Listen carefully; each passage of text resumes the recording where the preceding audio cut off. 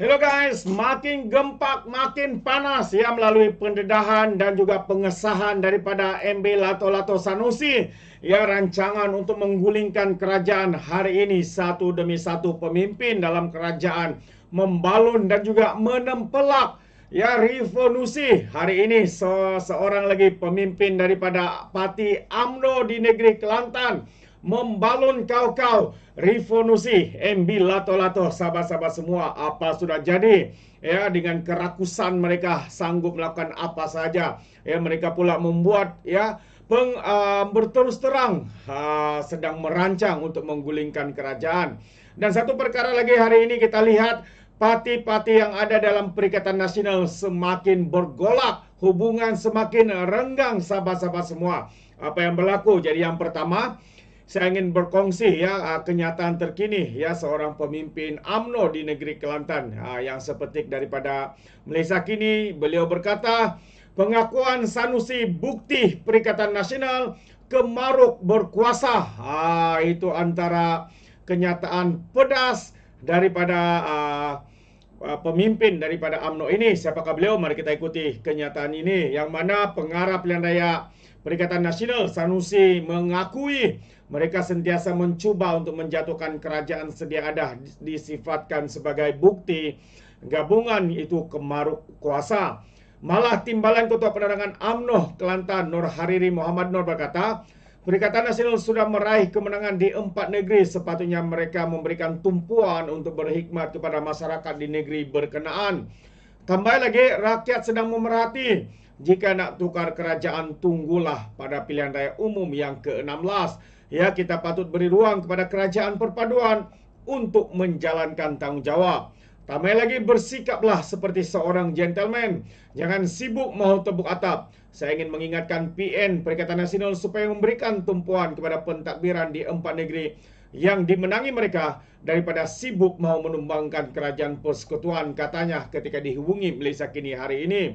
Dia juga berkata demikian sebagai mengulas kenyataan Sanusi yang mendakwa kerajaan pimpinan Perdana Menteri Datuk Seri Anwar Ibrahim memang boleh ditumbangkan melalui proses demokrasi seperti yang dibenarkan dalam perlembagaan. Merujuk kepada tindakan kerajaan menerima sokongan 5 ahli parlimen PN baru-baru ini, Sanusi berkata langkah tersebut digambarkan sebagai mengikut perlembagaan. Justru katanya, tindakan PN menarik sokongan ahli parlimen dari BN dan PN juga boleh dianggap sama. Sementara itu, Nur Hariri berkata tindakan PN yang terus-menerus mau mengambil alih kerajaan membuktikan mereka sebenarnya kemaruk untuk kembali berkuasa selepas gagal pada PRU yang ke-15 yang lalu.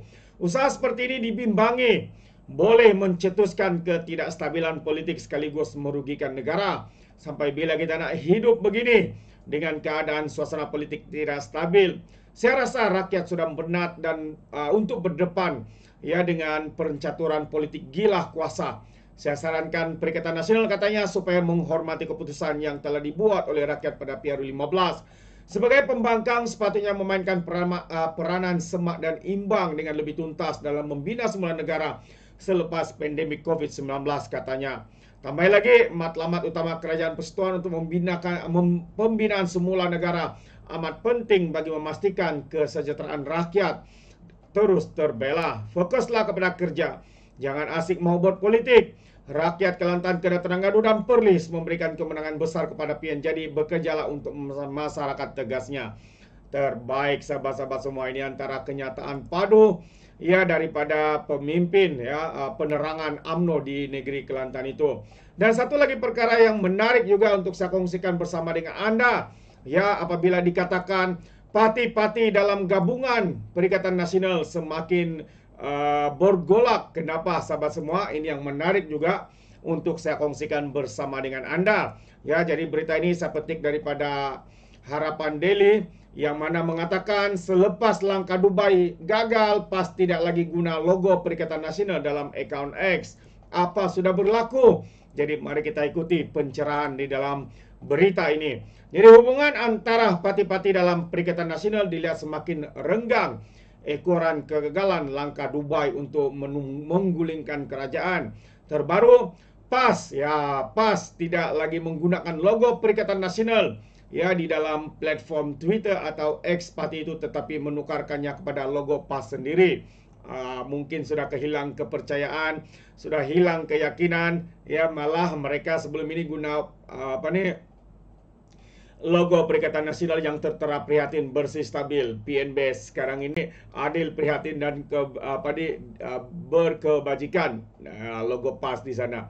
Adakah hubungan di antara mereka semakin renggang, semakin rapuh dan sebagainya? Itu dia. Jadi perkara ini dikesan oleh aktivis media sosial termasuk aku saya Bumi Langit yang menciap di dalam Twitter beliau hari ini. Jadi katanya hubungan parti komponen PN kini retak menunggu belah selepas langkah Dubai gagal. Itu dia. Jadi kalau anda lihat ini antara muka depan ya, akaun X yang sebelum ini dikatakan meletakkan logo Perikatan Nasional, tapi sekarang mereka pula meletakkan logo sendiri dan menukar gambar-gambar pemimpin ya daripada parti PAS. Adakah mereka begitu rasa tertekan? Adakah mereka rasa tidak percaya lagi dengan Perikatan Nasional sehingga membuat keputusan seperti itu? Banyak persoalan sahabat-sahabat semua. Jadi hubungan parti komponen KN ini menunggu PN kini retak menunggu belah selepas langkah Dubai gagal. Perseteruan ini bukan lagi rahsia. Jika semalam pemimpin PAS Negeri Sembilan menyerang Peja, hari ini akaun X PAS Pusat menukar profil picture daripada logo PN kepada logo PAS. Tulis aktivis media sosial yang pernah ditahan polis karena mendedahkan aktiviti agama melampau yang dikesan menjelang pilihan raya umum yang lalu. Langkah Dubai yang didalangi oleh beberapa bekas pemimpin negara untuk menjatuhkan kerajaan Madani pimpinan Datuk Seri Anwar Ibrahim gagal selepas ia tidak mendapat sokongan. Usaha untuk memujuk Premier Sarawak Datuk Seri Abang Johari untuk menjadi calon Perdana Menteri ditolak mentah-mentah olehnya. Semalam, Pesuruhjaya PAS Negeri Sembilan Rafi Mustafa mendesak pengurusi PN Negeri Sembilan yang juga timbalan Presiden Bersatu Peja meletak jawatan sekiranya tidak lagi berminat untuk menjalankan tugasnya.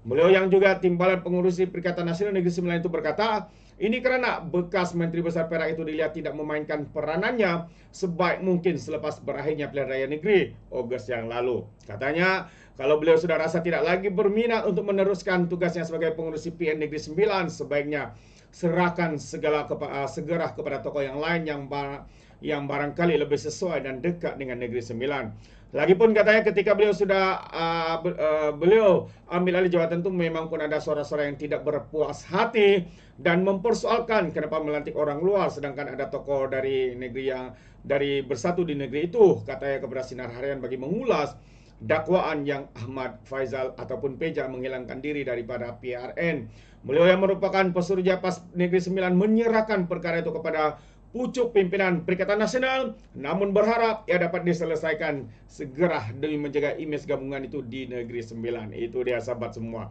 Jadi jelas ya bagi pandangan saya mereka sedang bergelut dalam kerjasama mereka.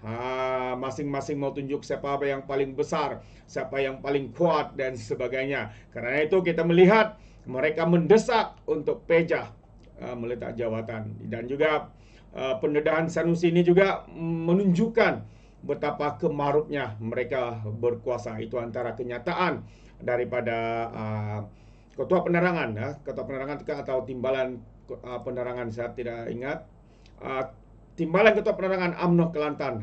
Itu kenyataan beliau. Fokus kepada negeri, bukannya mau tebuk atap katanya. Bagaimana dengan anda sahabat semua? Adakah anda setuju atau tidak? Boleh berikan komen pandangan anda dalam ruangan komen. Jadi terima kasih. Izinkan saya untuk mengundurkan diri. Dan seperti biasa, peribahasa mengatakan tapapun kangkap, dua tahun keinginan. Dalam bahasa Melayunya, tepuk dada, tanya selera. Sekian jadi daripada Orang Dapat Channel. Saya kita berjumpa lagi. Bye-bye.